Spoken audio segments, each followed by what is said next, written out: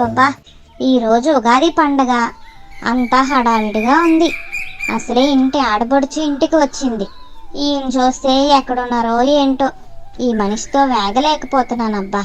ప్రతిదానికి వెతుక్కోవడమే. అయ్యో వదిన, ఏంటి నీ టెన్షన్? ఎవరి కోసమైనా వెతుకుతున్నావా? మీ అన్నయ్య కోసమేనమ్మా.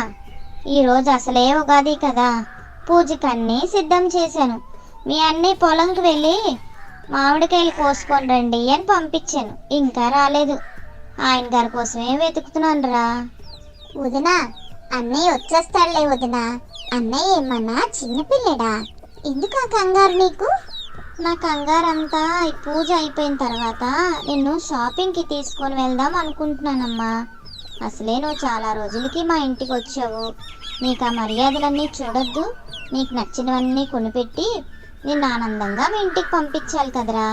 ఈరోజు పూజ అయిపోయిన తర్వాత కొంచెం ఖాళీ కదా, అందుకే మీ అన్నయ్యని కూడా షాపింగ్ తీసుకెళ్దామని నా కంగారు.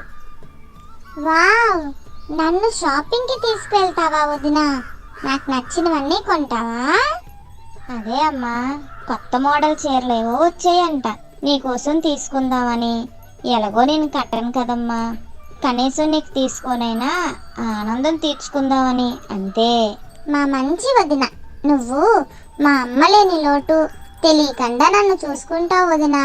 నిజంగా నువ్వు మా అమ్మవే. అదేంటమ్మా అలా అంటావు? నువ్వు ఇంటి ఆడపిల్లవమ్మా. నువ్వు చక్కగా ఆనందంగా ఉంటేనే మా ఇల్లు కూడా సంతోషంగా ఉంటుంది. నడు నడు, పూజకి టైం అయింది. ఈలోగా మీ అన్నయ్య కూడా వచ్చేస్తారులే, నడు. అలాగే వదిన. ఇంటికి నేను ఈరోజు కట్టిన చీర ఎలా ఉందో నువ్వు చెప్పనే లేదు. చీరేంటమ్మా, చీర కట్టిన నువ్వు కూడా చక్కగా బంగారు బొమ్మలా ఉన్నావు.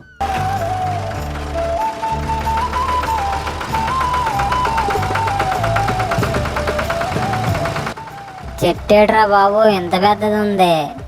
అసలే పంచి కట్టుకొని వచ్చాను, నా పంచంతా ఊడిపోద్దేమో చెట్టు ఎక్కినప్పుడు.